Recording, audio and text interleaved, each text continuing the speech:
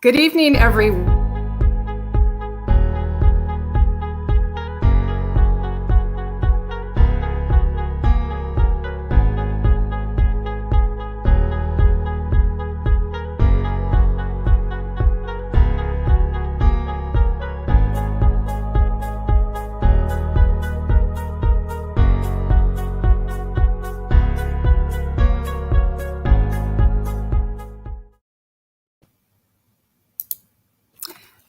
Good evening, everyone, and welcome to our journey to health and wholeness together.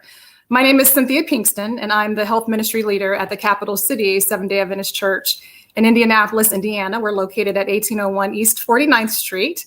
And on behalf of our pastor, Kevin Rogers, and our First Lady, Marnitha Rogers, I just want to welcome everyone who has joined this evening, those who have taken time out to watch us live, but those also who will watch us later. We are recording, so you will have access to this presentation at a later date. But I want to thank you, and I trust that you'll be blessed by all the presentations that we have lined up this week. Tonight is our first virtual presentation, but it's actually day 2 of our journey to health and wholeness together. We actually kicked off our journey yesterday with a faith walk, and it was such a blessing to have everyone come out together and walk their faith out and talk to others in community about their faith journey. And we're hoping that it's the first of many faith walks to come, because there's something about coming together and talking about our faith with others and being out in the open air. And it was just such a blessing. So if there's anyone who is watching even this evening who was on that faith walk, please share your experience, and we'd love to hear from you. In addition to that, I'd love to know where you're watching from. So if you don't mind just putting that in the chat, we'd love to know who you are and where you're watching us from.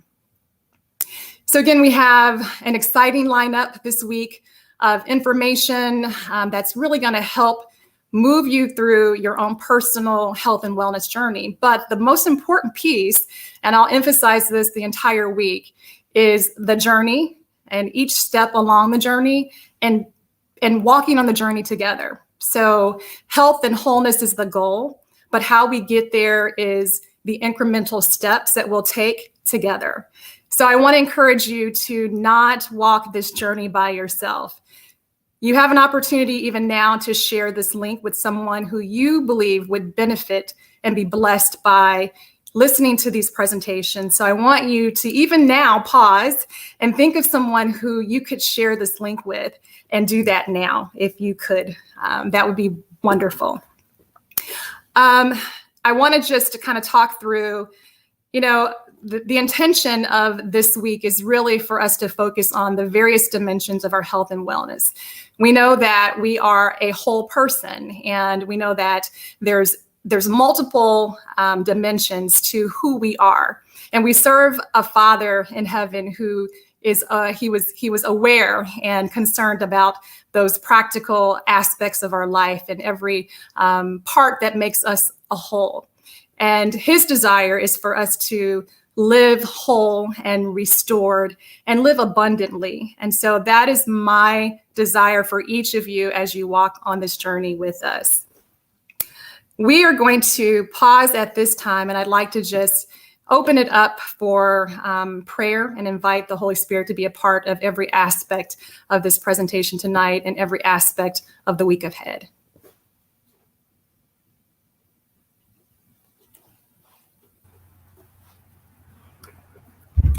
Good evening, everyone. My name is Harold Lumsey, elder at Capital City Seventh-day Adventist Church.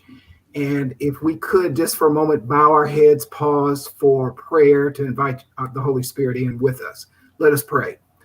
Father God, we thank you and we praise you for another day of life. We praise you and thank you for this opportunity this evening to continue. We started yesterday and continue this journey, Lord, and we're asking for just perseverance. We're asking for wisdom.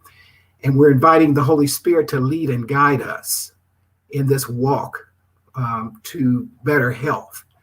Lord, we're just asking that the Spirit bless each person that is participating this evening. Bless especially our speaker this evening as he shares pertinent information for our health and movement, Lord. And we're just praying for each person that is joining us either this evening live or those that may join us later as you catch this presentation at a later time. Be in our hearts and minds, lead and guide us. May we apply the things that we learned even this evening to our practice and our everyday life to enhance not only our physical bodies, but our mental state and our spiritual frame of mind and our relationship and walk with you. And we pray this prayer in Jesus' name and for his sake. Amen.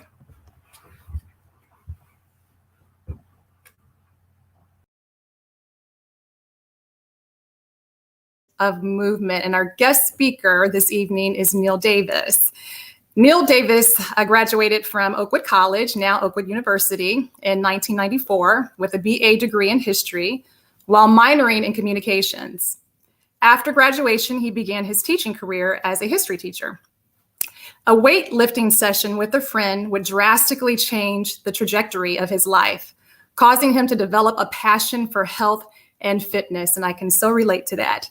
After working as a fitness trainer with elite athletes and changing people's lives through inspiring transformations, Neale returned to school to earn a Master's of Science degree in exercise science and health promotion from California University of Pennsylvania. He's been an educator for 26 years, a teacher, a coach, and an administrator, and currently serves as an adjunct instructor in the Natural Science Department at Northern Virginia Community College in Woodbridge, Virginia.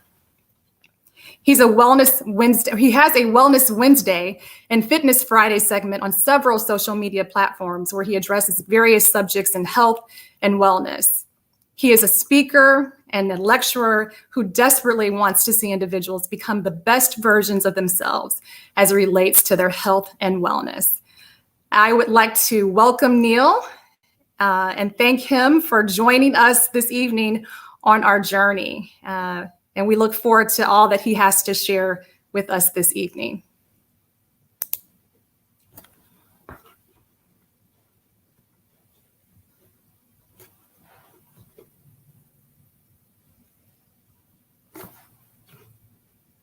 All right, we may be having some technical issues. We'll just pause for a little bit and hopefully Neale's joining shortly.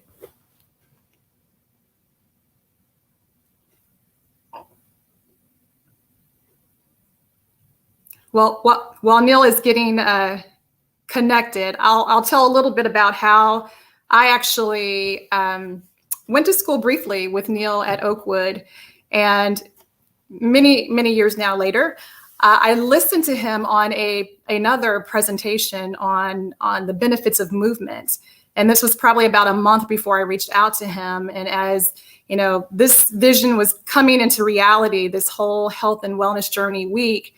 The Lord just placed Neale on my heart, and I reached out to him kind of impromptu, and he responded with an astounding and a very quick yes. And so I'm just so thankful for him just being willing to accept this invitation. And I know personally what God can do with a simple yes. So I am looking forward to hearing what he has to share with us.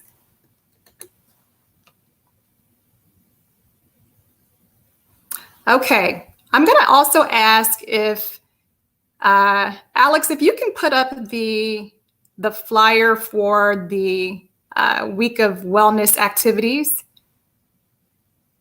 our journey. I'll kind of talk through what we have coming up this week and hopefully whet your appetite for more.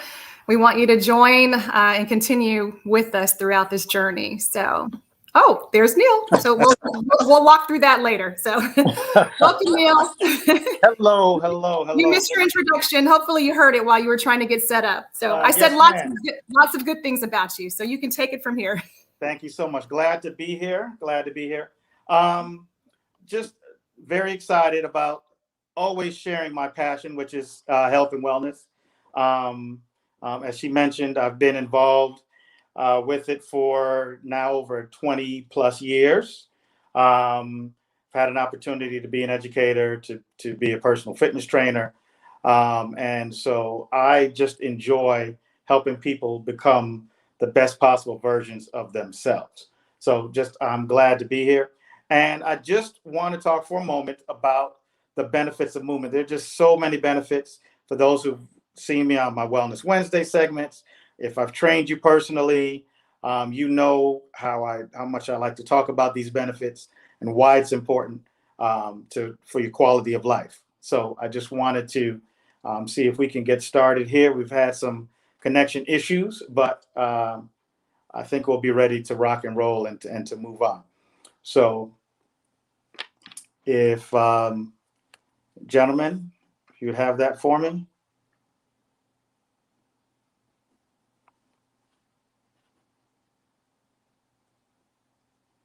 All right. So, in talking about the benefits of movement, why should you exercise? So is there anyone who wants why you should exercise? Maybe someone could put in the chat some of the reasons why we think it's important for us to exercise.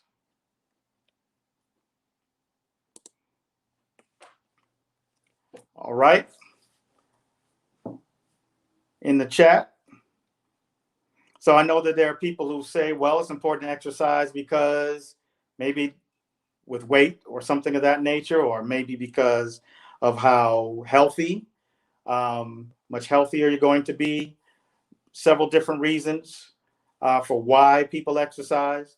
Just want to focus on these reasons. All right. Now, according to the Centers for Disease Control, 1 in 4 adults sit for more than 8 hours a day. So we're talking about a sedentary lifestyle. We're talking about people who work at a desk job or something of that nature. And now with people working from home, where you can work from home in your pajamas and you really don't get much movement, that is a serious problem. So 1 in 4 adults are sitting for more than 8 hours a day. The next thing we're looking at is when you're talking about a completely sedentary life, that can be very dangerous for your health. I happen to be in my 50s, so I grew up during a time where we played all types of sports on the block. In the summer, we didn't have video games to play when I was growing up at that point. And so we played all the time. So whether it was baseball during baseball season or basketball or football or kickball, or we just would go to the park and would play tag or whatever it was, there was always some type of activity. Now you're looking where you have people who are being children who are just being raised by whether it's the television or video games that they have. If we could go to the next slide, please. You'll find where there are people who are doing that as well. So that becomes a major issue when we're talking about just leading that sedentary lifestyle. So the next thing, when we're talking about increasing your physical activity at any age can help lower your risk factors for serious health conditions. So now we're talking about these chronic illnesses, and we know that they are disproportionately affecting those who are Black or Hispanic or minority. And so it's even more important to make sure that you're exercising so we can do something to kind of shift this pattern that we see of chronic illnesses, of people who are having chronic illnesses simply because they chose not to move. So that's a problem that we're running into. Next slide, please. So if you're looking, next slide, please. All right, 7 reasons why you should move every day. So if we're looking at reasons why, so I talked about some of them before. So it can provide a sharper memory and thinking. That's very important, especially as we age. We know Alzheimer's is an issue, a major issue. Helps with weight loss and maintenance. So when we're talking about the way your body is composed, your body composition, it's important to make sure that we're doing all that we can, because we know there are several different problems that arise from that. It can provide more energy. We know that we want to have more energy, if you're someone who's always tired, you feel like you're always sleepy, no matter how much sleep that you got, weight can be an issue, or movement can help with that. Can help you get better sleep. We all know we want to sleep better. We think of the king of pop, Michael Jackson, who had a problem sleeping, which ended up leading to his fatal demise. So we know that sleep is an issue for many people. It aids in developing healthy muscles and bones, good for pain reduction. That's important. And then it can brighten up your mood. So again, these 7 reasons, and we're just going to go over them very quickly. Next slide, please. Now, provides a sharper memory and thinking. So in looking at it, we're going back. Next slide again, please. Endorphins. We may have heard of this term. Endorphins released during exercise not only helps you feel better, help you think better too. So again, when we start looking at Alzheimer's and Alzheimer's prevention, we start thinking about what are some things that we should do. One, we know we should keep our mind sharp. We know that we should try to be active. We've heard the term, an idle mind is a devil's workshop. We know that can definitely be a problem when you're not using your mind to think. And so people want to try to stay as sharp as possible for as long as possible. So exercise helps with that as well. It's also known to improve brain health by improving the delivery of oxygen and nutrients. So that's important. Oxygen and nutrients that are going towards your brain come from movement. And then finally, now we're talking about emerging research shows that there's a link between exercise and the prevention of age-related cognitive decline. We know certain decline is just going to come as we age. I know that as my mother aged, for example, she'd forget who was who, things, just little things of this nature, and you're forgetting things. Where'd I put my keys? Where are my glasses? And they're on top of your head, these types of things. So we know that just there are age-related things that happen. So it's important, again, exercise is something that helps with that. Again, when we're talking about Alzheimer's prevention awareness, it's important to make sure that we're doing that as well. Next slide, please. Now, also, it helps with weight loss and maintenance. So it's important to make sure that we are doing, again, all that we can to maintain a certain amount of weight. When we start talking about weight, I know we're in a time period where there's body positivity and things of that nature. I'm not even necessarily talking about that. I'm talking about what we can do to be a healthy weight. Because when you're healthy weight, now we start talking about greatly or drastically reducing your risk for certain chronic diseases and illnesses, type 2 diabetes, stroke, many different types of cancers and things of that nature. There's something also called metabolic syndrome. Metabolic syndrome consists of 3 different things: high blood pressure, so consistent high blood pressure over 130 and over 90 for your diastolic and systolic, high blood sugar, and then also for a male, a waist measurement of 40 inches or more. For a woman, a waist measurement of 35 inches or more. These 3 things for sustained periods of time can lead to several different chronic illnesses and diseases. So now we start talking about, again, type 2 diabetes, many different types of cancer. We start talking about stroke, heart attack, cardiovascular disease, those types of problems. Many of those arise because of carrying too much weight. So it's important to make sure that we're doing that. Make sure we're getting regular exercise. Again, at least 100 is something that I speak of often, getting 150 minutes of moderate to intense activity of some sort. So if that means for 30 minutes, you're going to exercise for 30 minutes, 5 days a week, that's your at least 150 minutes. If you want to split it up to 35 minutes for 4 days, that's fine. But we want to make sure that at the very least, you're doing some type of moderate to intense activity. So if you're going to walk, that's fine. If there are no knee issues or back issues or any heart problems, then we're going to have to work on making sure that we're getting a pace that is a pace that will allow you to make sure that you're fighting off the calories. And that's very important as well. So it's important to make sure that we're doing that. Again, it helps with your metabolism. We know that slows down. So we talked about cognitive decline with our brains. Now we know that muscle loss will come as we get older. And there's also our metabolism slows down. So all of these things happen as you age. And the way to combat these things happening and really having a negative effect on you is to make sure that you're moving. Next slide, please.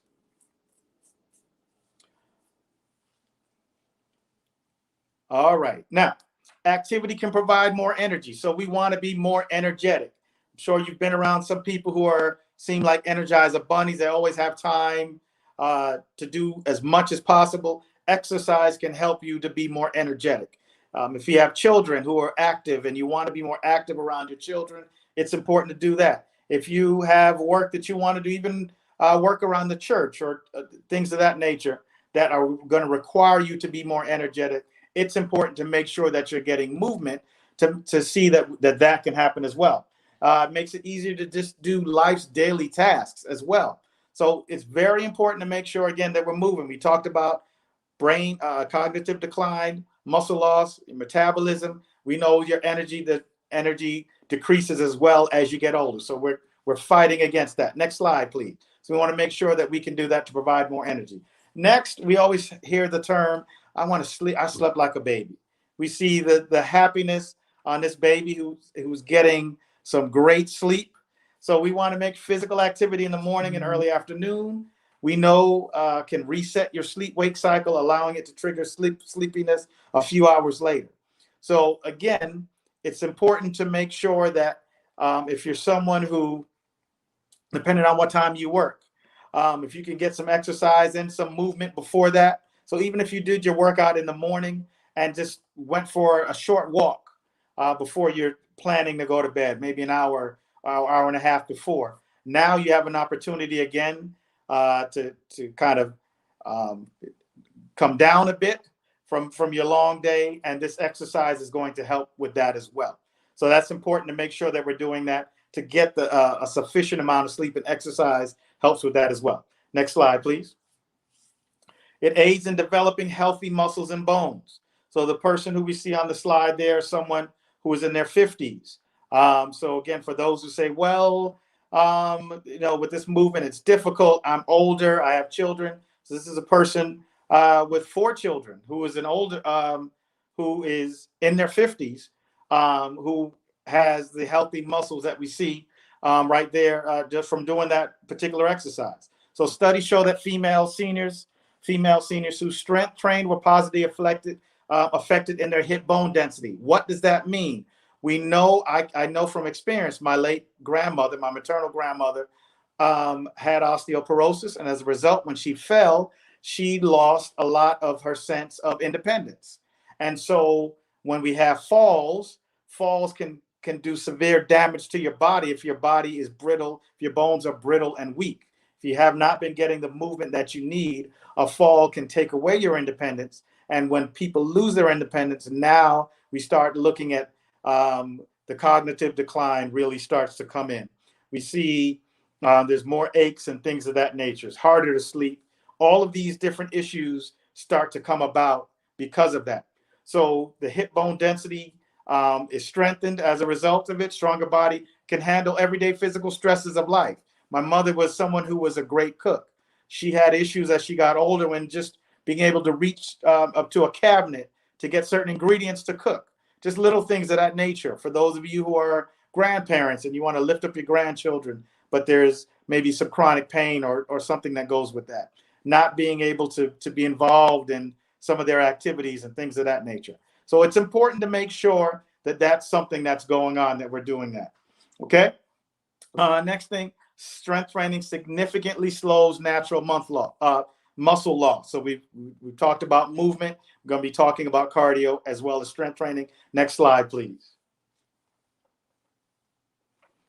Okay. Good for pain reduction.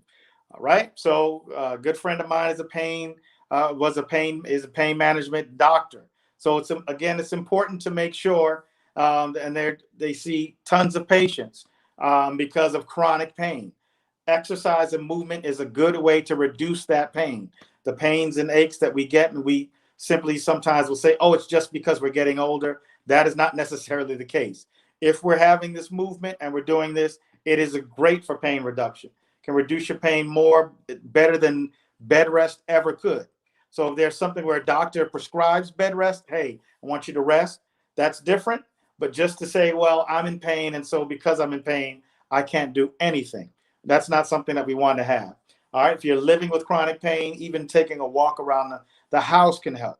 So all of those things are important to make sure. Again, we talked about cognitive decline.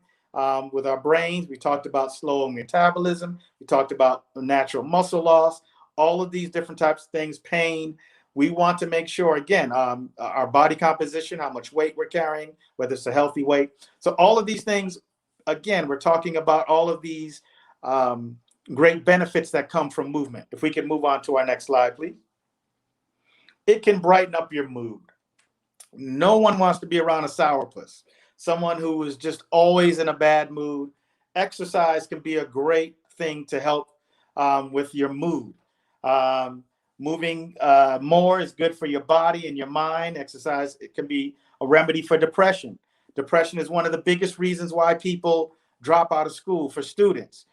Depression is something that can lead to a failed marriage.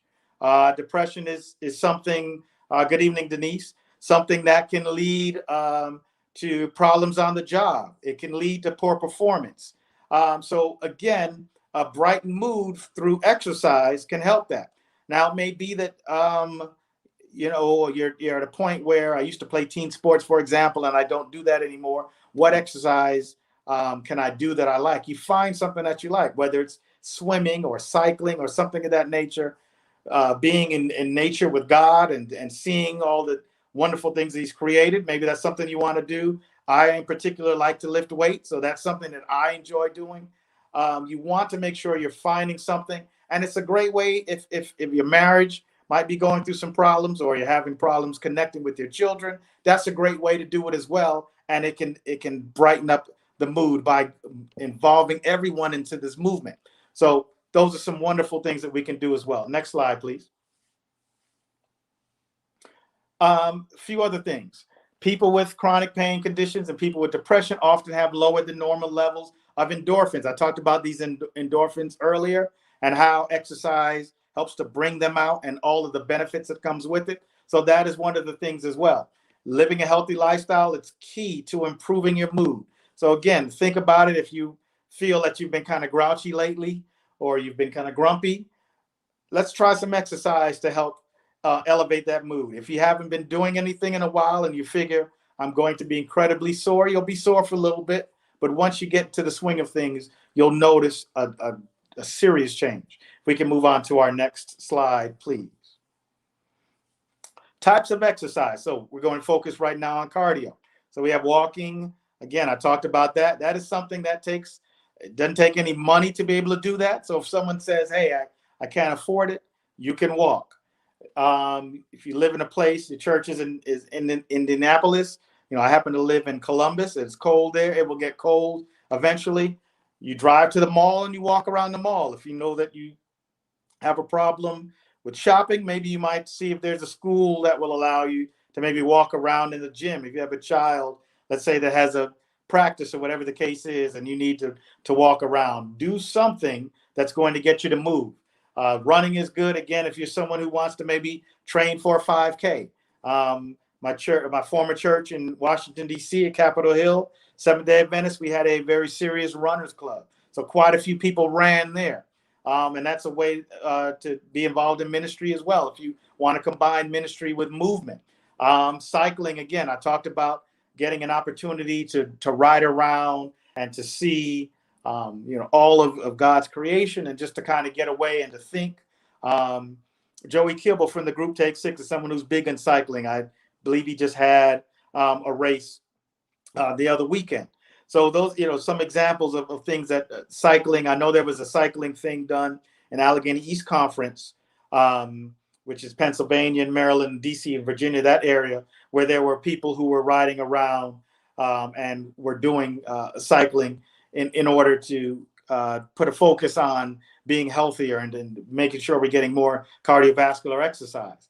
Aerobics classes. So if you want to join a gym and find where there's a movement class where you can go, if you're a senior, Silver Sneakers, I'm sure, is available, and you could do Silver Sneakers at the YMCA or one of your local gyms. If you're someone who's a little bit younger and you want to take the class with the person with the ponytail, or the person with all of the energy to try to keep up, you can do that. You can take a spinning class. So all of those things are available to you. If you just want to stay at home and you have a bike at home or equipment at home, you can watch YouTube, and there are countless things that you can do. So there's so many, there's so much of a variety of things that can be done. I talked about swimming, team sports, if you wanted to do that, and then jumping rope. So all of those different things, next slide, please, are things that we can do in order to make sure that we're getting the movement and getting this benefit. Extra benefits of cardio. Also great for increasing blood flow. So if these benefits weren't enough, gentlemen, if you want to make sure that in your marriage, we are making sure that we are tending to all of the needs of your wife. Blood flow, very important. Exercise is great for increasing blood flow. It decreases the chances of erectile dysfunction. So for those who say, oh, I could just take some of the medication, you might have some side effects from the medication that may cause a problem. So this is something where maybe you can kind of cut it off at the pass, where you don't necessarily need to have that. Studies also show ladies experience a positive body image. So if there's something where, okay, I've had a few children, I don't look like I used to look, and now because of that, I feel this loss of libido, that exercise is something that benefits that as well. And we know that that is a part of what is going to make a happy marriage. So it's important in so many aspects of our life to have these benefits of movement. Next slide, please. Now, helps you control your body weight and composition.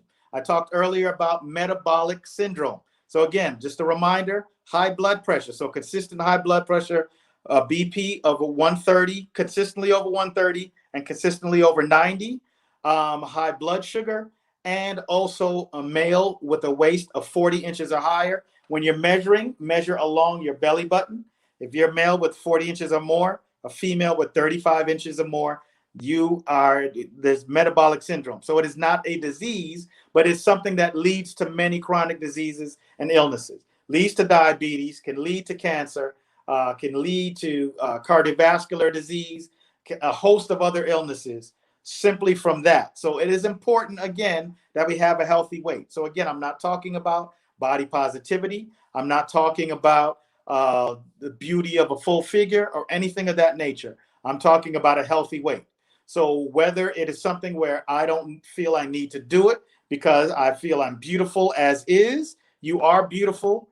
I would agree with that. However, if your waist is over 35 inches for a woman or over 40 inches for a male, and you're the velvet teddy bear or whatever the case is, it's important to make sure that you are putting yourself, you're not putting yourself at risk by maintaining an unhealthy body weight.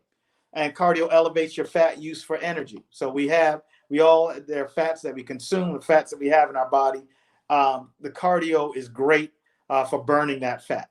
All right, if we can move to the next slide, please. Improves your immune function. This COVID-19 and this Delta variant, we know that one of the huge problems is if your immune system is weak, you really run into several different problems. There are people who do not want to get the vaccine, and many of them are people who are involved in the church. If that is the case, you want to do what's anything at your disposal to make sure your immune system is at its strongest. So although I'm not a nutritionist, making sure you're getting enough vitamin C, getting your oranges and your grapefruit and things of that nature, eating a lot of green leafy vegetables. Exercise also helps slow the reduction in your immune system function. It just simply comes with age. So you don't want to put yourself in a situation where your immune system is weakened and now you happen to get COVID and now you're having a difficult time fighting it. I've already lost several friends I've lost friends from high school. I've lost friends from church who were young and healthy. I've lost some who people say, oh, well, they were just, people who were obese and older people are the only ones who are passing. I know many people who are younger than me who were in pretty good shape who still succumbed to it. So it's important that we make sure that we're making our immune system stronger. Next slide, please. Improve self-esteem, mood, and sense of well-being. So I touched on your mood and how it can help with that. There's a long-term association with happiness. There's just something that comes. And again, it's those endorphins that we talked about that come from exercising. And it found that exercise improved self-concept. So there's something about, and again, we know that we can say, hey, we are made in God's image. And because of that reason, That is why and Christ died for us. That is reason enough to have self-esteem. I wish it were the case that everyone just believed like that, but we know that we sometimes will be envious of those who have the slimmer shape, those who have the more muscular shape, things of that nature. And so there's a your self-concept of yourself. We also know, for example, that people who are overweight and obese are often passed over for job promotion. So it affects so many different areas of your life if we're not moving. If we can move on to the next slide, please. Improves your long-term quality of life. I would hate for those of us to work as hard as we could, retire at 65 plus, and then get sick, and you don't get to enjoy your retirement. You don't get to do the traveling you want to do. There's always doctor's appointments and things of that nature because you didn't take care of yourself. So you did all that you can to make sure you provided for your family, and that's admirable. You did all that you can to make sure that you live comfortably, financially once you're done. All of that is important. But then now, once we start talking about that, I retire, and now my quality of life is poor because all that I'm doing is going to doctor's offices and doctor's visits. I don't have the quality of life that I want because I didn't eat the way I should have eaten and I didn't move. So we want to make sure that we're exercising so that when we retire, we are in our best health, being the best versions of ourselves. We know that the Bible says you're promised 70. That's it. So anything above that. And so again, you don't want something you retire at 65 or 66 or 67, and then you're gone by 70 and you were in poor health for the rest of your retirement. So it's important to make sure that we're doing that too with our long-term quality of life. Next slide, please. Resistance training. Why should we do resistance training? There are people who say, hey, I'm a woman and I don't want to look bulky like a man. And I know if I lift some weights, that is going to happen. Not the case. So those people who you see who look bulky, who have the deep voice and talk like men, who have the facial hair, who are obviously using steroids, that is something that they're doing, or the growth hormone and the things that they're doing that make them look like men. But if you can think of whoever you find as a movie star or television actress during this time, anyone you see who's really fit, more likely than not, they are also doing some form of resistance training. And it's something that I suggest for everyone. If you're a senior and you go into a Silver Sneakers course, you're going to do some resistance training. We talked again about women, seniors who strength train when they're hip to bone density. We talked about battling osteoporosis. It does that as well. So we're going to talk about many of the benefits. Next slide, please, of resistance training. So helps maintain physical functioning as you age. So we talked about the natural muscle loss that comes as you age. Improves your body composition, your weight management, and your body image. Talked about the same thing with our movement. Strengthens your bones and protects your body from injuries. Very important. And helps reduce your cardiovascular disease risk. So again, I have my late mother passed away from cardiovascular disease. So this is very personal for me because, again, these are things that if we live our most healthiest life, we are greatly reducing the risk of these types of things happening. Next slide, please. Helps maintain physical functioning as you age. The young lady in that picture is someone who did not start lifting weights until she was 53 years old. Her name is Ernestine Dickinson. You may have heard of her before. She is in her 80s. So this is a woman in this picture in the 80s. She is in the Guinness Book of World Records as the oldest professional bodybuilder. You look at the muscles that she has, small waist, and so forth. I would be very happy if I had the muscles and so forth that she has. This is someone who shows that even if you start later in life, you can still reap the benefits of strength training. So between the ages of 25 to 30, men and women begin to lose muscle mass. So it starts happening. We talked about it. We talked about all of those different declines, slow metabolism, cognitive decline, loss of our muscle loss. So it's important again, to strength train now to make sure that we're doing, that we're getting these benefits as well. Slows your natural muscle loss, helps your everyday physical functioning. Again, I told you, my mother had problems, again, because of her range of motion, being able to reach into a cabinet to get spices, to cook the delicious food that she cooked. New slide. Next slide, please. So it's, again, important for just those everyday things. Now, improves your body composition. Talked about this as well. Your weight management and your body image. Faster metabolism. So while cardiovascular exercise is great, you actually burn more calories from doing strength training. So push-ups, resistance bands, dumbbells, barbells, they are going to cause you to burn calories quicker than it would through cardio only.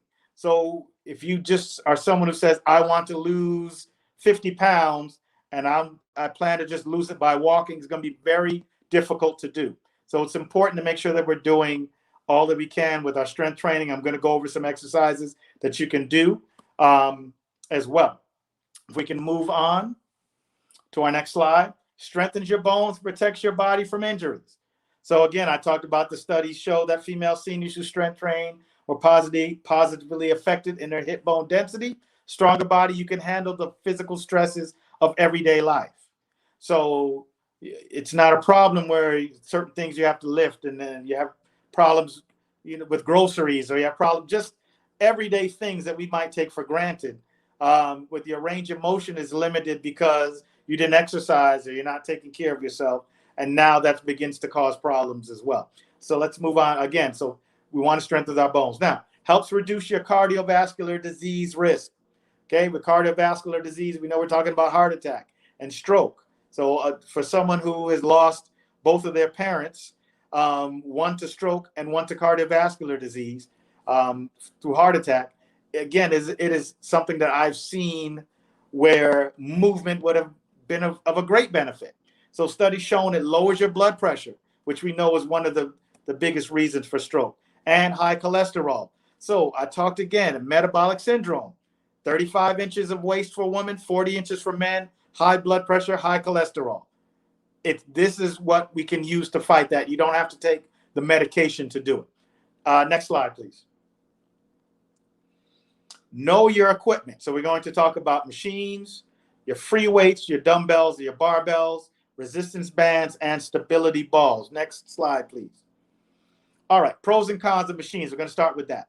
So we'll start about the problems that have from machines, because there are some people who say, I'm not sure what to do with dumbbells or barbells, so I'll just stick to the weight machines. So it has its benefits, but there are some drawbacks as well. So machines set the range of motion. So the range of motion that you probably would need to do, let's say, a dumbbell chest press, the machine it can mimic it to a point, but it's not going to get the full range of motion to get the fullest benefit. And sometimes you might have lack of access to machines. So if you're someone who can only deal with machines at a gym with a gym membership, and the only time you can work out is when it's at its busiest, that might be a problem for you because you don't have the access to the machines that you want because you're always waiting for it. Limited number of exercise machines as well. So it's not something where everyone has a house where you can have, let's say, your own weight room, or maybe there's a garage and you don't use a section of it and you put it in there. So sometimes you don't always have access to it. And then the posture supporting muscles are used less. But it's a good isolation of specific muscle groups, so it works with that. It can be safe and less intimidating. It's quicker to set up and use. Sometimes it's just a matter of adjusting a seat and putting in a pin, for example. And it's acceptable for those who have limitations. So machines has its pros and cons. Not saying don't use them, but you can get benefit as well from using dumbbells and barbells and resistance bands. Next slide, please. All right. Sorry, next one. Resistance bands. Okay, so you'll see the young lady doing the squat. She has resistance bands around her legs, so it gives her a little bit of extra resistance. So for those who are trying to develop, with that area and strengthen that area, resistance bands are good for that. Resistance bands can also mimic many of the things that you would do with dumbbells. So, for example, if you did a dumbbell bicep curl where you're working your biceps, the same thing can be done with resistance bands. If I'm working my shoulders and I did a side raise, I could do the same thing with resistance bands. And again, if you're not sure, you say, well, I have these bands, I just don't know what to do with them. YouTube has several things. There are personal trainers as well who can help you if you feel more comfortable with that. But there's so many how-tos that you can find that you can do that in the comfort of your home. You can buy resistance bands at Ross, TJ Maxx, Marshalls, Target, Walmart, any of those types of stores, and generally not more than $20, or Amazon, places of that nature. And you can get it for relatively cheap. So resistance bands, you can work your entire body and get a really great workout with just that. Next slide, please. Okay, so again, we see with resistance band, I showed you an example. For example, again, someone doing a squat on the left, and we see someone doing a bicep curl. So again, something that can be done with resistance bands. All right, next. Stability balls. Stability balls can be great for your posture, as you can see on the left-hand side, where the young lady is doing in the squat position against the wall. And then for this young lady here, it can mimic many of the things that you could do on a bench. So if you were doing certain exercises, it's great for that as well. So again, if you say, I don't know what to do with a stability ball, again, you can hire a personal trainer, you can ask someone at your gym, or you can find stability ball workouts on YouTube, or there are books on it as well. So there's so many different things, resources that would give you access on how to work with something of this nature. Again, stability balls are going to be less than $20. You can find them same stores: TJ Maxx, Ross, Marshalls, Walmart, Target, Amazon. It's a matter of pumping it up and you'd have access to it. And it's something, even if you wanted to, if you're someone who sits all day, it's good for your posture. You can sit and work on your posture as well while you're typing, working remotely. So stability balls will be good for that as well. Next. Dumbbells. So now we start talking about something. Some of you might have these at your home, or you see it at the gym and you're like, I don't know what to do with it. Dumbbells have their benefits. Next slide, please. All right, we see barbells as well. We're going to talk about what can be done with barbells. And so you might see a rack where you have listed from 10 all the way up to 110 pounds usually for the rack there, or things that can be done with barbells. Next slide, please. Free weights. So pros and cons to free weights. Some of the cons can be a little bit more difficult to learn. So again, it's sometimes easier. There are no pictures. The way you see pictures on a machine where I'm not sure what to do. I look at the picture. Oh, I lean back and I push and it works my chest. Or I see this, I put my arms in here and I lift it up and it works my shoulders.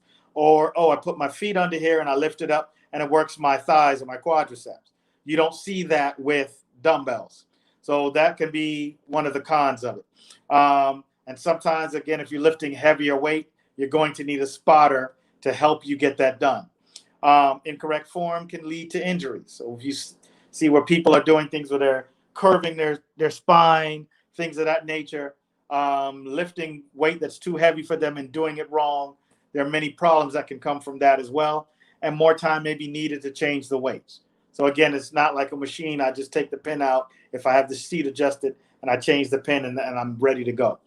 But it can be tailored for individual workouts. A lot can be done with dumbbells. Range of motion is set by the lifter. So that's something that's good for you. Exercises can be done anywhere. So I can do them, again, in the privacy of my own home. If I don't want my kids to see me struggling with it, I can take it into my room and I can do it in my room without anyone having to see me struggle with that. Standing and sitting, postural muscles are worked. So that's good. Remember, that's not something that is used during your machines. And it's good for strength and power building. Next slide, please. Leg or lower body exercises. Next slide. So we're going to talk about exercises that we can do for this. Now, a recurring theme when it comes to lifting weights is you want to be shoulder width apart and you want to have some type, you want to make sure that your back is straight. So we see the young lady doing the squat with dumbbells. She's doing what are called dumbbell squats. She holds it by her side. If she wanted, she could hold it in front of her as well.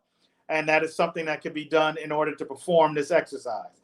So she does that. Now, if you say, my knees could not handle going that low, go as low as your knees will handle. I have 52-year-old knees, and my 52-year-old knees go as far as they can go. So I'm not necessarily squatting as low as I did in my 40s or my 30s or my 20s. So again, it's important that you work with your body and listen to your body. A barbell squat, there's something called a Smith machine where it snaps onto it, and it can be set to where even if you go down and you feel you can't come back up, there is a safety there that would allow it to be set there. But a barbell squat is also something that's good for working your legs, your thighs, your quadriceps. So many different benefits from these particular exercises. Next slide, please. Goblet squat. So you think of our sumo squat. The sumo squat is something that works the inner thighs. Okay, so that's something that works your inner thighs. Also works your glutes or your rear or your bottom. Goblet squats work that as well. So they're great for working all of these different leg muscles. So it's something that you want to make sure, again, you see for the goblet squat, she's shoulder width apart. That's a recurring theme that you're going to hear often. For the sumo squat, if you think of a sumo wrestler, they go wide when they hit their legs and lift their leg up in the air and bring it back down. If you're someone who was into dance or ballet, it's also called a plie squat. So if you think of a plie or sumo wrestler, that is something that specifically targets your inner thighs. Okay. Next slide, please. Your leg press. So this is a leg press machine. It is something that you can see there's a machine for it, or it's something that you can stack with barbells. Stacking with barbells, usually people put 45-pound weights on the side, but again, you can work with whatever you have. It's something that you want to try. Thank you, Mr. Rogers, or thank you. It's something that you want to make sure that you try to be shoulder width apart. Again, that's the recurring theme for the leg press. The shoulder width apart for the leg extension. That's something that works your quadriceps or your thighs. The leg press also works your glutes as well. So these exercises focus on that. You want to make sure with your breathing that whenever the more difficult part of the exercise is being done, that's when you breathe.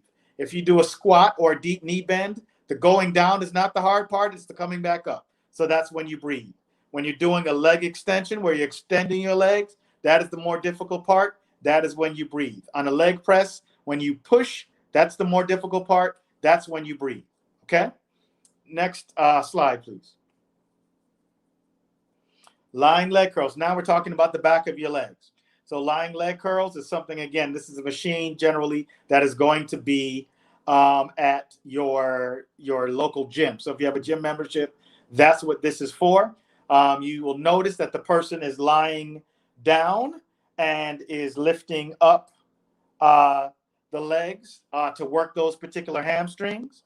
And so that's something that you want to make sure that you're focusing on doing that. You're not picking the head up to use your body weight to help. You want the hamstrings to do all of the work. The lunge is something that is, you'll feel it in your knees. So if your knees are poor and you can't go as low, that's fine. You go as low as your knees will allow you to go. If you feel problems with balance, just have something where you can have your hand there, where you go down. That's the easier part. The hardest part is the coming up. That's when you breathe out. When you go down at your lowest point, you squeeze your glutes, you squeeze your hamstrings, you breathe out, and you come back up. All right. Next slide, please. Hips, or hip abduction. So we're talking, it's the same as a side leg raise. Can be done lying on the ground, and it's good for your glutes as well. And it can also be done on the machine there. We see where there's an attachment to the person's ankles. So this is someone who wanted a little extra resistance. But it's something where you can just do your hand on the side of a wall, and you simply lift your leg up. You want to lift it up and point the toe. You notice the young lady's toe is pointed. And so you lift that leg up, you point that toe, you breathe out as you lift the leg up, and you squeeze your hips and your glutes. And you can do that. The hip extension or a back leg raise is something where the person is working, again, the hamstrings or the back of the leg and the hips, and they're lifting the back of it. Same thing is being done. You're pointing the toe as you come up. You're breathing out as you lift that leg back, and you see that the person is shoulder width apart. So again, very important. Next slide, please. Calf raises. So this can be done without weight, where maybe let's say your hands are on a wall and you're just lifting your leg up. Ladies, think wearing a high heel. You're coming up, and again, these calf raises. Again, the movement is good.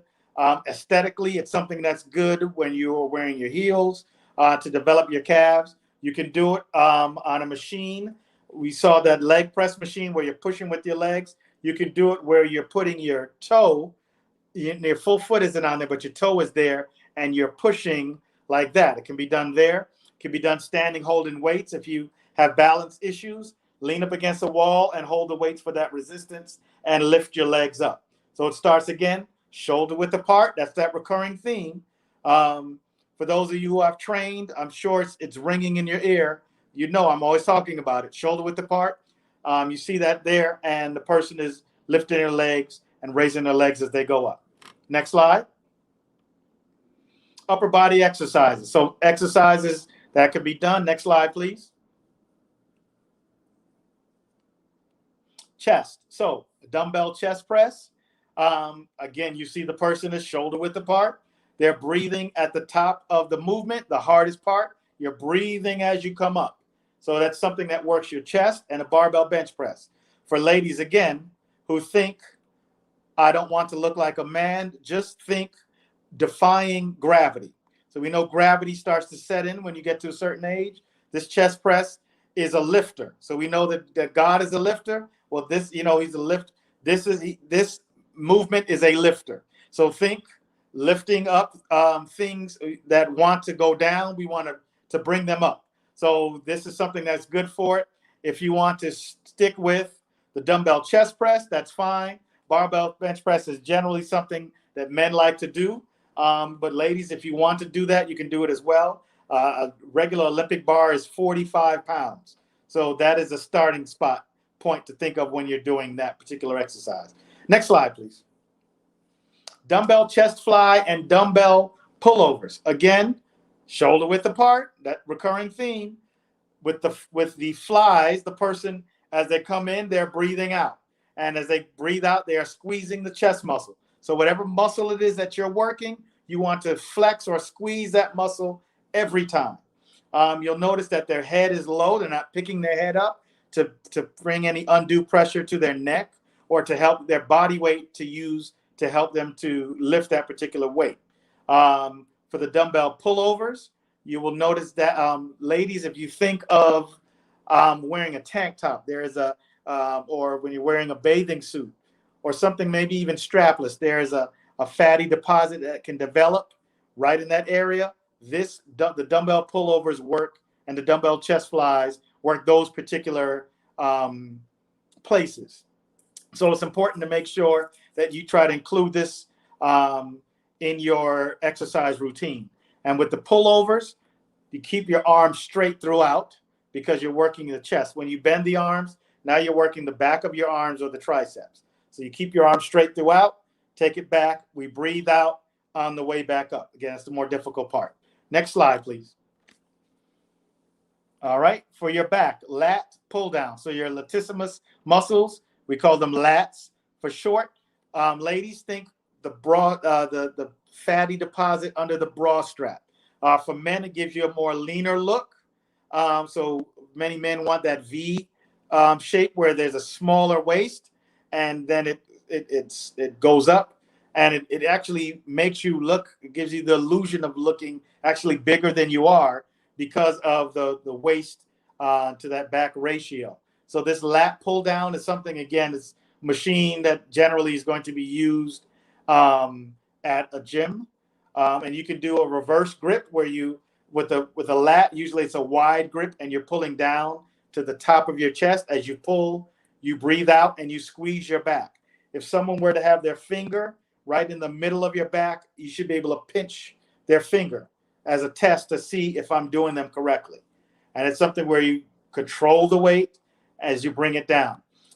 With a reverse grip, you simply go with the underhand grip and you bring it down. Now, you can also do it with certain different apparatuses that are closer in and bring you to a closer grip. So even if you say you want to try this and someone is using that particular attachment, you can just use a different attachment and still get the benefit from that. All right. Next slide, please. Dumbbell bent over rows and machine rows. So again, the dumbbell bent over row is doing some of the same thing that you would get from this machine. With this machine, again, shoulder width apart. You see that the person, when they pull their posture, you want perfect posture as you pull and straighten it out. You lean forward, you bring it, and you straighten out your posture and squeeze your back. And they're doing the same thing, shoulder width apart on those dumbbell bent over rows, and they pull, and they can be done with both arms, or you can do them with a single arm as well. Next slide, please.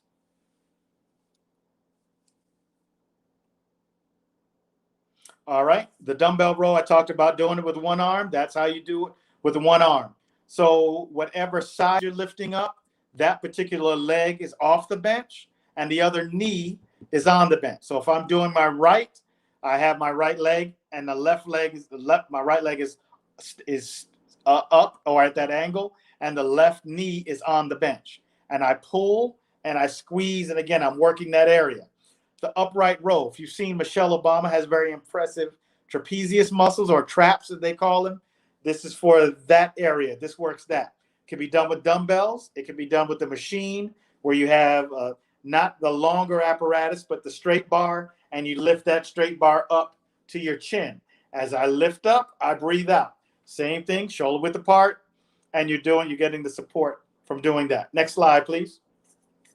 Shoulders, a lateral raise. You'll notice the young lady has a slight bend to her elbows, and she is not going any higher.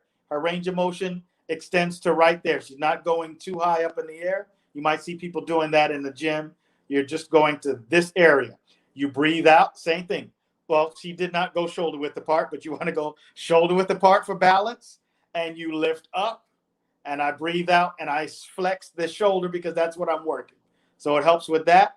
Front raise, you lift in the front, and it's working the back of your deltoid or shoulder muscles. So the front raises can be done with a machine, or it can be done with dumbbells, or it can be done with a resistance band. All three, you can do the same thing on all three, with all three pieces of equipment. All right. And so these are working your shoulders. Okay. Next slide, please. Dumbbell shoulder overhead press. As you get older, it gets a little bit more difficult. You find the range of motion becomes tougher. I don't lift as much weight as I did when I was younger because I feel it more in my shoulders. But a dumbbell overhead shoulder press, you start here, shoulder width apart, and I breathe out as I come up and I bring it in. With an Arnold press, it was named after Arnold Schwarzenegger, who did it. Your palms are facing you, and as you go up, you turn them in, and then you bring them back. So it's, again, working those same deltoid muscles, shoulder width apart, breathing out. So whether you're standing or sitting, they can be done either way. The shoulder press, again, can be done with the shoulder machine, or it can be done with resistance bands where you're sitting on them and you're lifting the bands up, although it feels a little bit uncomfortable, but it can be done. Same thing with the Arnold press, but not the most comfortable thing in the world with resistance bands. I probably would recommend you do it with some dumbbells, right? Or with kettlebells as well. Next slide, please.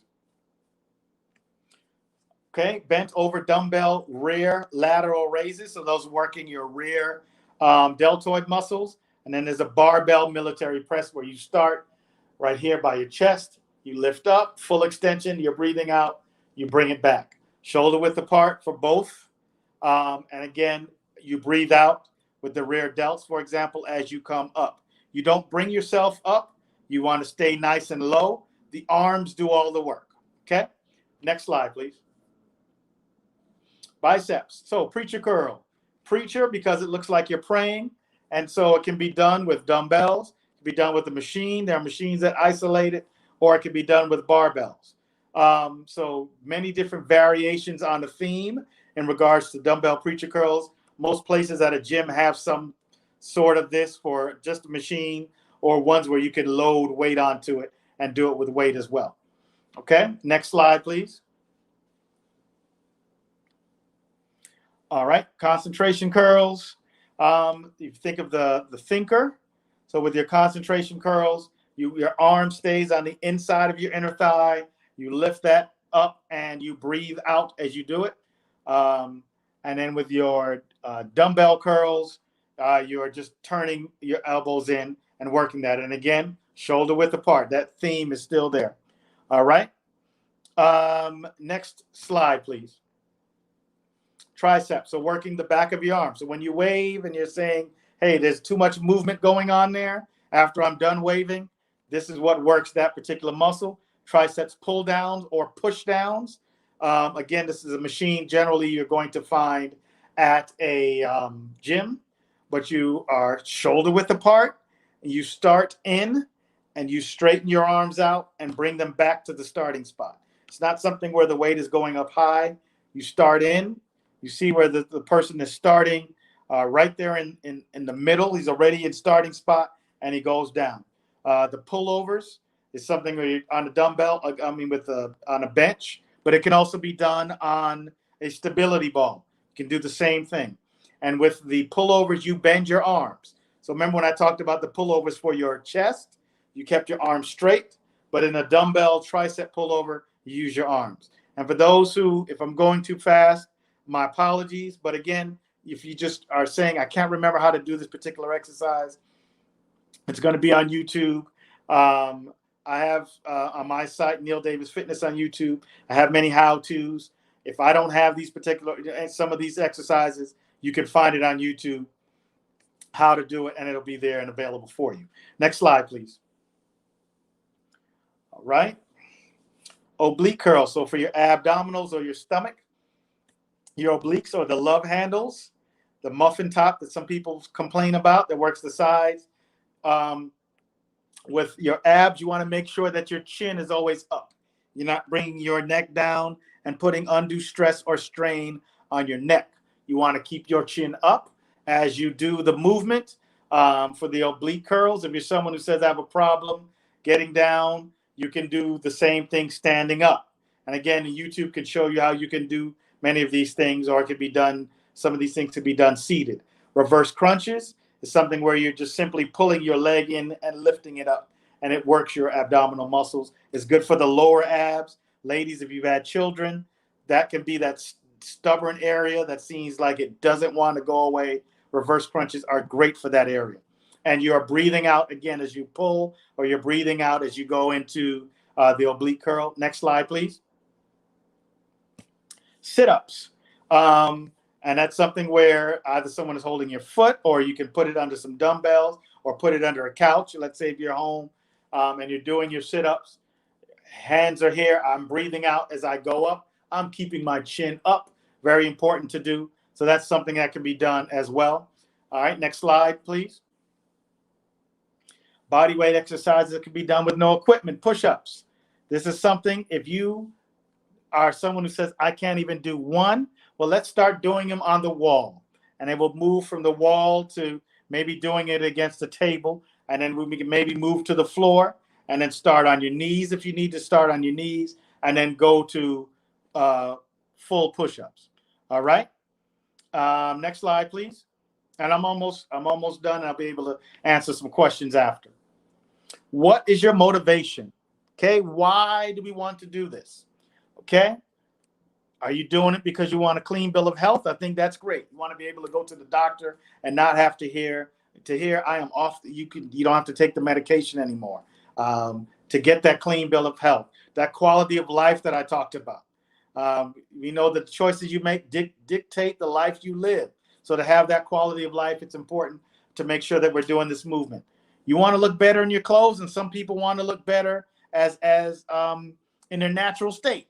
If that's something that you want, then that's a motivation as well. So we want to make sure if that's something that is a reason for you to do this, that's fine as well. Get stronger and leaner. You want to get stronger to say, man, I feel really weak. There's too much weight, extra weight that I'm carrying. I want to become leaner. We want to make sure that I don't have this metabolic syndrome and I start getting the diseases and illnesses that come as a result. Maybe you want to run a 5K. You know, you're someone who says, I used to be able to run and it would take me 7 or 8 minutes to do a mile. And now it takes me over 20 minutes. And I just want to improve on that. Well, maybe that's the motivation. That's fine. Maybe you want to motivate your friends and family to say, man, there's so many people so many of my friends and family that are out of shape. I think if I can start and show them that I can be healthy, that will motivate them. That's fine as well. If you want to reverse the trend of a family history of poor health, if you have a family history of poor health, that is something that puts you at a greater risk for having poor health as well. And then to live long enough to see your grandchildren grow up. So you want something, again, we don't want to live this long life, work all these years, retire, and then you don't get to see all of the fruits that came with it, to see your grandchildren, to see your children doing well, to be able to be a part of their lives, to share your wisdom, all of those different things. Next slide, please. I want to say that was the last. Okay, so I believe this is a time where we can answer some questions. Cynthia? Yes. And I'm sorry if I took too long. No, just want to make sure I was thorough. No, thank you so much. You gave us lots of information, very practical information. You told us the benefits, but you also told us how to go about incorporating these movements. So that's so important. And Cynthia, so for those, there was a lot of content. Cynthia, yes. Cynthia, if you don't mind, and I have to put in a plug since I'm wearing the shirt for Oakwood College, now University. I learned those skills were honed on the campus of Oakwood College, now University. So again, if you're thinking about where to go to school, if you're in high school or in college and you want to think about transferring or you want to talk to your children about going there, I just want to put in that plug. Okay, I'm sorry. Go on, Cynthia. All right. No, that's perfectly fine. A plug for Oakwood University. Yes, ma'am. So no, I was just going to say there was obviously a lot of content, and I put in the chat that if you go to citysda.org and register for the journey for health and wellness journey together, then you will be able to have access to this content. We can send that information to you by email, as well as additional content that we will have throughout the week. So there's benefits to you registering and registering other individuals. So another plug for registering. I know that sometimes we have a little bit of a difficulty taking that extra step to register, but it definitely is beneficial. And an additional incentive is that if you register and you actually have 2 guests register, then you and your guest, because they'll be able to indicate who referred them, both will receive a digital annual subscription to Message Magazine. So we want to incentivize and encourage you, because there's lots of information that you can receive if you take that extra step. So we're gonna go. Article I've written for Message Magazine as well. So yeah, I saw great magazine, wonderful information. And yes, so register. Let's go. It's so much information to get. Yes. All right. So we have quite a few questions actually that have come through. Let me scroll through. So the very first question I saw was from Denise Brooks. And her question was, why do men seem to lose weight faster than women, even when they diet and exercise together? So when they combine diet and exercise. I know it can be frustrating. And so sometimes it depends. So again, let's say, for example, I don't know if anyone has watched The Biggest Loser, for example, where people who are severely overweight or obese would work out. And then at first, it just seemed like the weight just came off with no problem. And then eventually it started to slow down. So in some cases, it might depend on where the person is starting. So if he's starting at 300 pounds and you're at 200, and let's say he is 100 pounds away from his ideal weight and you are 50 away from your ideal weight, because he, for example, might be so much more overweight, it might come off quicker for him. In some cases, there are certain fitness principles that need to happen in order to make sure that you are getting the results that you want. So, for example, let's say Cynthia started out and she was saying, I'm going to get on this treadmill and I'm going to walk at a speed of 4.0 with the incline of 2.0. And she does it, and she starts losing some weight and then sees that she's reached a plateau. She needs to have overload. And so the principle of overload is that your body, so her body is said, okay, at first, wow, I don't know what this is. This is very difficult and it's working so much harder. But after a while, it has settled in and said, okay, this is how much work it's going to require in order to get this done. And now your metabolism is slowed back down. So you're going to have to change. So if you're someone who, let's say I walk and we walk around the block, if you're averaging an 18 to 19 minute leisurely stroll, it's going to have, you're going to have to start cutting it down to 18 minutes or 17 minutes and so forth, because your body, in order for your body to work harder to burn the 3,500 calories to lose 1 pound, you're going to have to do that in order to get the results that you want. So it's important to make sure that not only that you work hard from the beginning, but you're going to have to make changes. It might require heavier weight. It might require doing something faster or more strenuous than you might be accustomed to doing, but it is something that is going to help burn more of those calories than just simply doing the same thing at the same rate with the same amount of pounds in order to make sure that you're getting the results that you want. Okay. That's a great explanation. And I think, that says a lot about how if we're in that weight loss kind of mode, then we have to work a little bit harder. Yes. Once we're trying to maintain, it's a little bit easier. So it's always easier to get to a place eventually, obviously, where we want to maintain and we kind of avoid that pendulum of weight loss and weight gain. So, but initially we do have to kind of increase the intensity to get the results that we're looking for. All right. Another question from Gloria Curtis is, could you give us some examples of exercise that would be helpful for people with back issues? Okay. Okay, Ms. Gloria. I would recommend to make sure that you get a stability ball. So that, I think, is something that helps with posture as well. And maybe, let's say, I don't know, Ms. Gloria, if you have a gym membership, but let's say you want to exercise at home. Many of these exercises that I talked about in the presentation, the ones for your lower back, so like the dumbbell rows, let's say you had a resistance band and you were able to put it against something where it could hang and you can bring down, that would help it as well. For your lower back, also posture is important. So making sure that you're sitting correctly with your posture, and it just be, it's almost something where you want to mimic what you would learn in charm school. In a charm school, for example, where you're trying to sit up as much as possible, because if there's already back pain, it is going to be exacerbated by poor posture. That's something that is going to be a problem. And the back pain, for example, I don't know in your case, Ms. Gloria, back pain could also be the result of carrying excess weight. It can be a back pain issue as well. So it can be something where if it's chronic back pain, maybe see a physical therapist, because they specialize in particular for that. Or if it's something where you're seeing a pain management doctor and you're getting steroid injections or something of that nature, let's see what your medical professional suggests. But again, I would suggest something where you're working on your posture, seeing what we can do to lessen maybe some weight if excess weight is adding on to the chronic pain, things of that nature. Maybe even be something where if you're doing something that's fairly strenuous, you're wearing a belt to help protect yourself as well.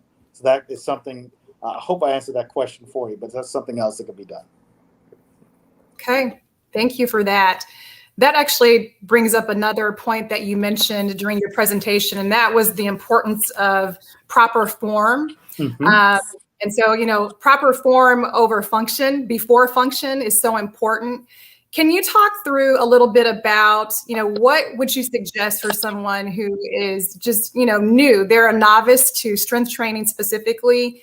Mm-hmm. What would you suggest they do to make sure that they are focused on that proper form? Because we want to avoid injuries, yes, and we want to make sure that, they're getting the benefits that they're looking for, mm-hmm, in doing that particular exercise. What are some suggestions you would have? I am a stickler for form. So form is very big with me. I don't care how much weight you can lift if you're lifting it wrong. There's a bodybuilder named Ronnie Coleman. He was 8-time or 9-time Mr. Olympia, I believe it was. And there's a Netflix special on him, and he's lifted poorly for so long. He's now in his 60s and has had several surgeries, has to walk with canes and things of that nature. And again, this was the man who seemed invincible, but he lifted very heavy weight and many times didn't use correct form. And so while in his early 30s and his late 20s and early 30s, he was, Mr. Olympia and got all the accolades that came with it. Now he has all of the problems that have arisen from doing that. I would first suggest, if you can afford it, try to invest in a personal trainer and someone who is a stickler for form, even if it's just for your initial, to make sure, hey, am I doing this correctly? Am I doing this properly? Or if you cannot afford it, then you start saying, okay, let me go with the YouTube. I will go with the YouTube videos. I'll see, I'm going to work my upper body. I'm going to get 5 exercises, and I will go and see what the experts are saying on how to do this particular exercise. And I will do it with them until I have it down. That's something else that could be done. So I would recommend that. Or if there's a book, there are books on it as well. So if you need to read a book that says, okay, let me see, how do I do this? All right, do it just like this. I'll do that and go from there. So that's something else that I'd recommend to do to make sure that the form is correct. Because lifting a lot of weight and doing it incorrectly can do major damage. Okay. We don't want you getting hurt, and then you just want to give up. Okay, thank you. Yes. We do have another question from Sister Gloria Ford. All right. Hello, Miss Gloria Ford. Yeah, so she said everyone ages differently. Some people age gracefully, others can hardly do anything because of health conditions. Are low impact exercises as effective as regular exercises? Great question. If you have not been doing much, you want to start with the low impact exercises. I mean, if we look at our development, our personal development, we don't go from infant to teenage to adolescence, right? We have to develop at our pace until we have mastered that particular area, until we have aged out of that. So when you see people who go along too far, so we look at it in life the same way. So when we see somebody who is, I used to teach middle school, so a middle schooler acting like an adult, we know that there are problems that come with it. So that person's either smoking, they are taking drugs, they're drinking, the language they're using isn't appropriate, they're promiscuous, things of that nature. Why? Because they thought that they are at this level and they're not. Not saying that is something to aspire to as an adult. But in the same vein, if you say, well, right now, this is where I am physically, I can't do much. Well, you do what you can do. You do that until you strengthen it.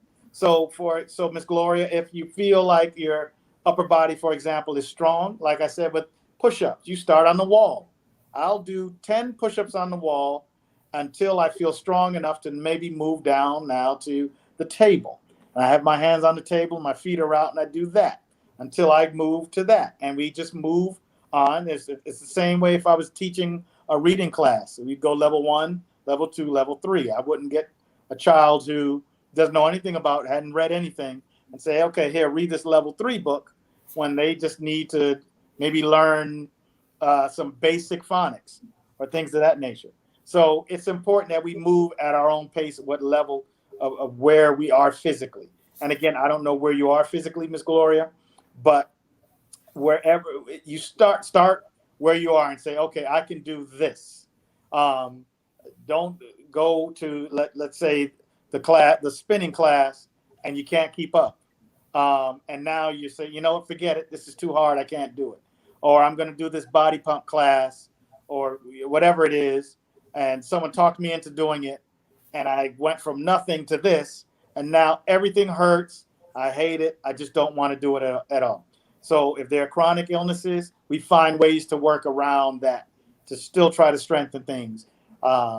It might require doing some more walking right now first, then the strength training, and we do just a little bit of that and more of the cardio, and then we just kind of work into it to where maybe it's at a 50-50, whatever it takes to move at your pace. You know your body. Work at that pace, and I think that would be the best thing for you. Okay. Thank you once again for just kind of breaking that down and helping, us to understand where, we can start where we're at. And, Yes. Any movement is good, right? Yes, ma'am. I think sometimes we think, very lofty that we have to, run a half marathon or, we have these great expectations, but I like to think of movement as, just something that you interrupt your day with. Yes. So if you can, so if you can be that intentional about, okay, after an hour of sitting sedentary at my desk, I'm going to get up and go down the stairs or, go walk around the house and just let that be your mindset that our bodies were meant to move. Yes. And so if we're intentional about that and thinking about it throughout the day, it just makes it easier.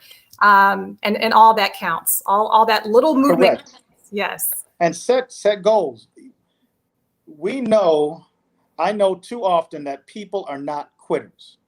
So I know that in my master's program, my hardest class was anatomy and physiology, and I had to work through it. My exercise physiology class was hard. If you're psychology, you had to take statistics. And then your engineering classes, there were things that were difficult. Your law class, whatever it was, there was something that was difficult, but you wanted the benefit from whatever that goal was bad enough. So you worked the extra hours to get the house that you wanted for your family.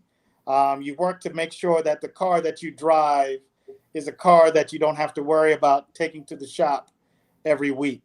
There was something that you did that was uncomfortable that you didn't particularly care for because you knew that if I do this, I'm going to reap the benefit of doing it. And as a result, I didn't quit. So I hated the job, but my child needed diapers. And so I worked the job until I got a better job to make sure that I provided for my child. So in the same light, we know, even if you hate it, I don't like exercising. I'm in pain. I'd much rather not do it. I don't want to run. I don't want to walk. I don't want to lift anything. Well, we know what happens if you don't. So let's try to do it. So if it's something that we can do, let's say I have this, I'll set this is the goal that I'll have. And it might not be a weight thing. It may just be, I'm going to be active. I'll get my 150 minutes. And then the next thing might be, I'll do this goal. And we want to keep trying to work on these goals. And we know that as a result, we'll reap the benefits. Okay. All right.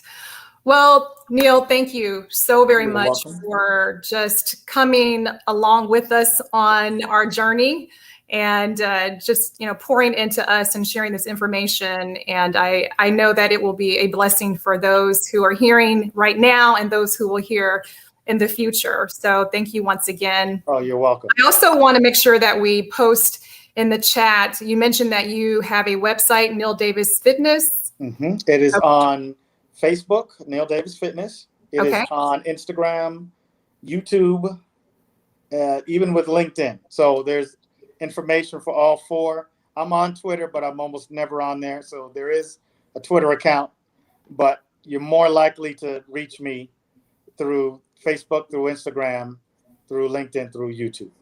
Okay, that's great. And I mean, Neale's Wellness Wednesday and Fitness Friday segments, they cover so many different areas of health and wellness, not just fitness. So if you are active on social media, please check them out because you'll get some good information there as well. So I just want to thank you, and we're going into day 3 of our journey, and I'm so excited. Tomorrow, we will focus on nutrition, and we have a great. I'm so looking forward to every single day.